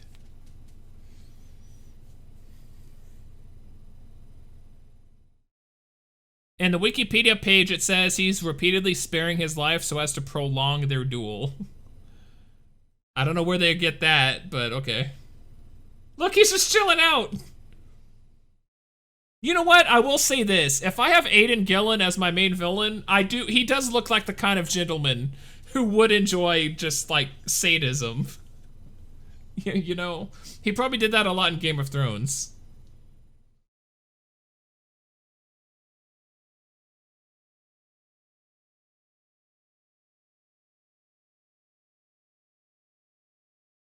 Maybe he's like, oh, I'm so going to jail after this, I might as well enjoy it while it lasts.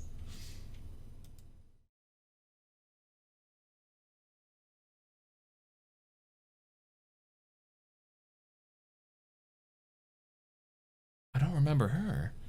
Look up Aidan Gillen's Wikipedia page and they'll have his headshot at the top. He is a sexy beast. Good God. Oh, he was in Peaky Blinders.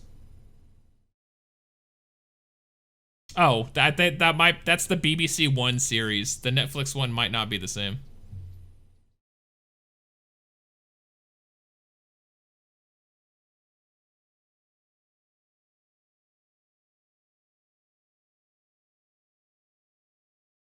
Yeah, he's just, oh, he's narrated audiobooks. Oh, for the love of God.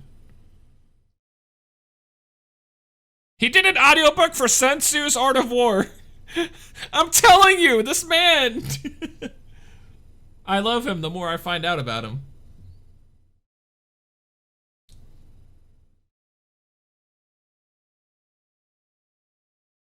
He also does stage work.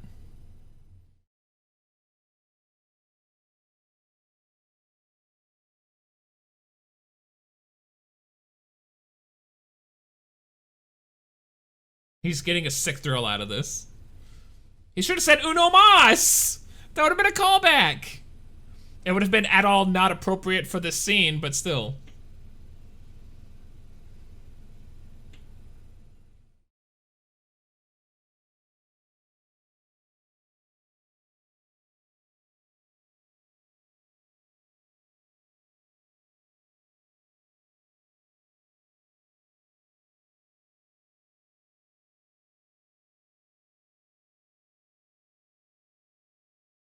That's what we call a plot contrivance.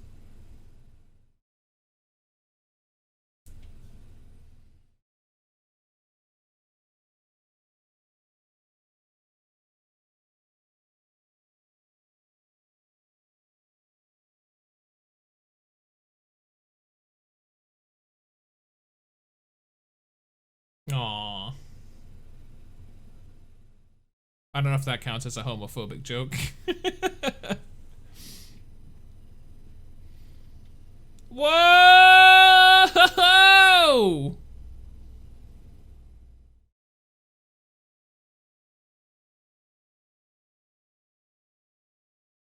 Aidan Gillen's not in a lot of stuff I recognize. He's in a lot of movies, but they're probably like British films.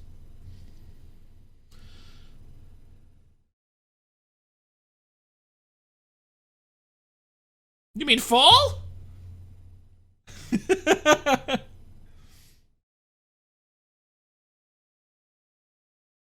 Aim for the bushes.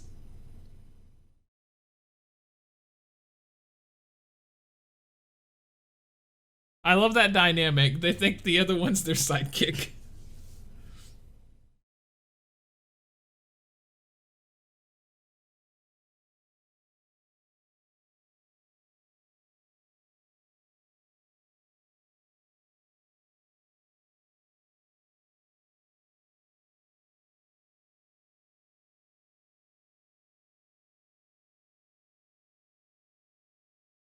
What are the odds that trapdoor leads us out here?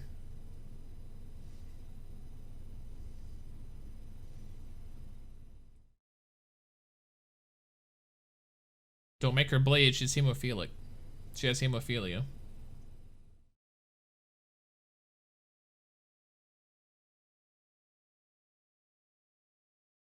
Yay! Do they knight non-British people? Oh my god, Google. Does England knight non-binary person? Non-British person. Yes, but it has its own rules. Honorary knighthoods. It allows them to use the post-nominal letters such as KBE or DBE, but not the titles of Sir or Dame.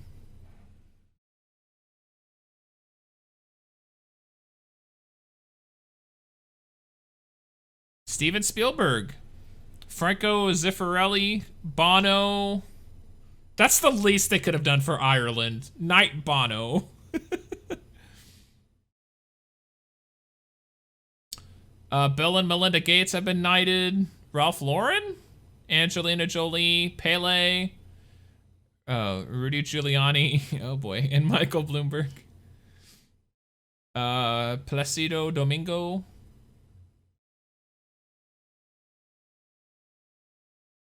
This rotating oven can help you make restaurant quality Neapolitan pizzas at home in 90 seconds or less. You'll find that in the show notes. Or not. I should do that. I should legitimately do that. Cause I'm constantly, whenever I'm watching movies, I'm constantly on the internet. You know what? I might actually do that.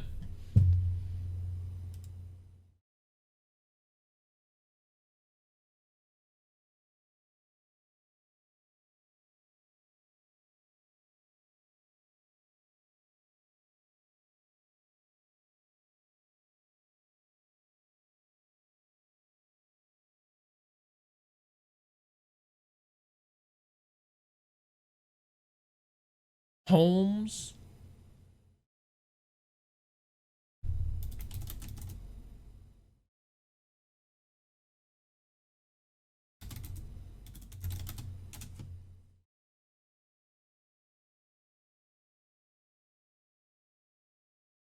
That's what I did with my puzzle box. Wasn't a puzzle box. It was it was a puzzle box. But yeah, I couldn't get into it after like a week, and I was like, I'll just bust it open and see what's inside. Yeah, nothing.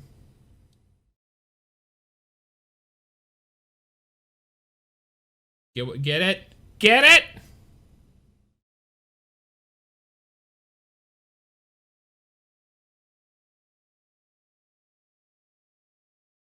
Bum bum bum. Hopefully not with any hemophilia.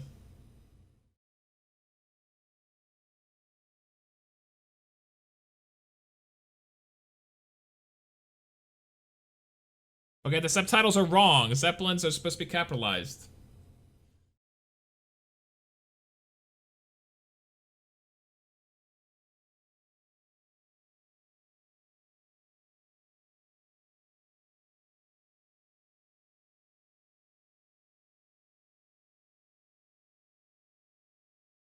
See, there's some of that anachronism.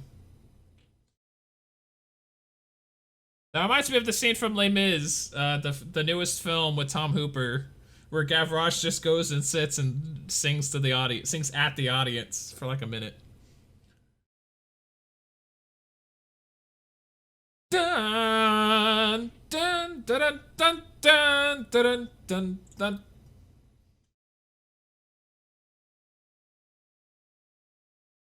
You fucking tourists! It's another gag reel. A staple of the Jackie Chan film. At least for me, as far as I am aware. Wait till we watch Rush Hour. Talking about my generation.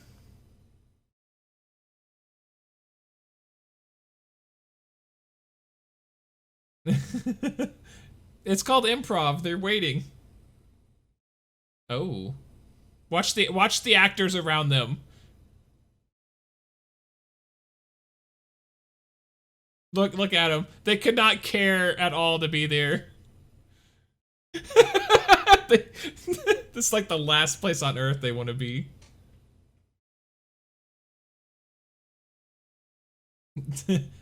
Hi, Owen.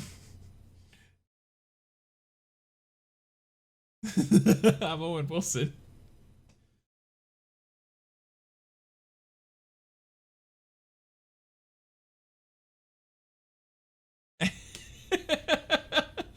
I like how nobody's laughing. They're just waiting for Owen Wilson.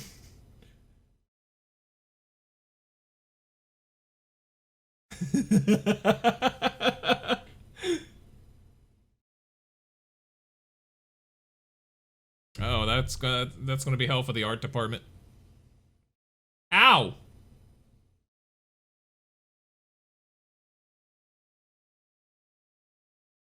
It's amazing how many shots in films involve like stage people, stagehands just off screen.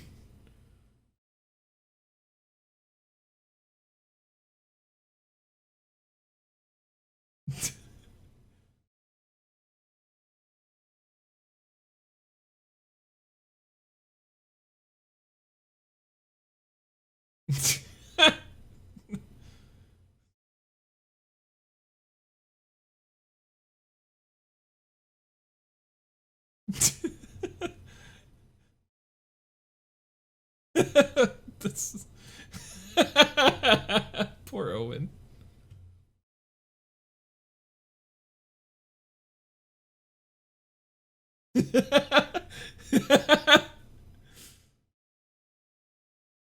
Oh! Ow.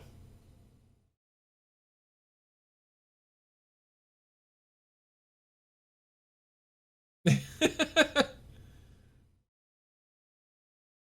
think it must have bit him. You could do your own stunts? Whoa!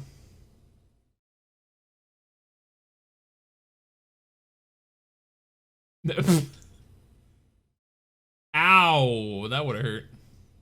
Hopefully those were dulled.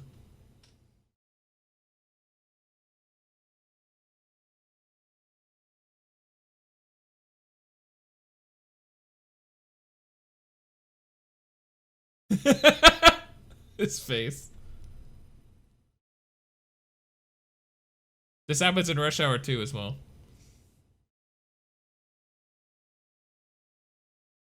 I don't think that was the best take.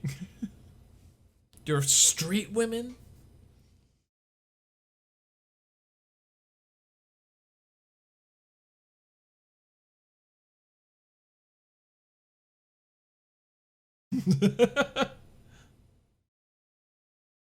My ass is on fire. So yeah, that was Shanghai Knights. I really enjoy it. I prefer that to the first movie, although that does not reflect on any of the Rotten Tomatoes or IMDb scores. Let's see, it says so on here. Hang on. Yeah, Shanghai Noon has an 80 on Rotten Tomatoes, and this has a 66. That's a shame. This one's much better, I thought. The jokes were funny anyway. That's just me though. Stretchy stretch. But yeah, that was our double feature. Our Shanghai series double feature. I guess we'll be back whenever Shanghai Dawn gets made. It's all over the Wikipedia page for the Shanghai series. But I think the last thing that came out, it says 2016. It says in September 2016, Jared Hess signed on as director. I know that doesn't mean much, but I mean, they were putting pen to paper. And yes, Goff and Millar were writing, or they were at least developing a screen story. So I guess they were coming up with the story, and then Theodore Riley and Aaron Bucksbaum. They have no links anywhere. So I don't know anything that they've done.